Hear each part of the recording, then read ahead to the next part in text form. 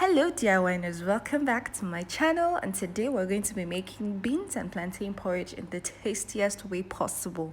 So first things first, you're going to boil some beans, then put the beans in a pot, add some water, going with some diced onions. Trust me, you see that onions that you're adding, it gives the beans a very beautiful flavor.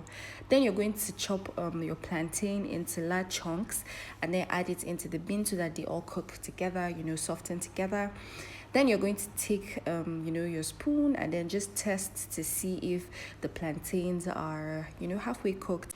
Then you're going to set that aside, and then you're going to get started on your stewy base. You're going to heat up some red oil or palm oil in a pot or pan. You're going to go in with some onion, going with some deboned fish. You're going to add some tomato and pepper puree and just give that a good mix. You're going to allow that to just fry and come together. By now the aromas are just pleasing. You're going to go in with some crayfish, powdered crayfish, or if you prefer it whole, you can still throw it in like that.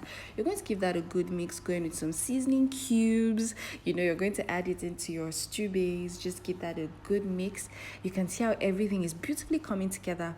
Then you're going to transfer it into your by now cooked beans and plantain. Then you're going to mix it to bring the porridge together, guys.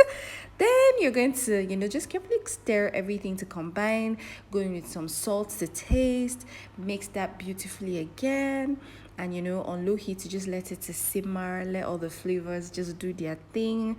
Then for a bit of color, you're going to add some spring onions, because look at how beautiful it looks already. You'd notice that I didn't use so much seasoning or spices because beans on its own is flavorful, and if you want the best taste in your beans and plantain porridge, you don't want to do too much. So if you enjoyed watching this video, please give it a thumbs up and then hit the subscribe button so that whenever we share recipes, you're going to be the first to see it. And I'll see you in my next post. Bye.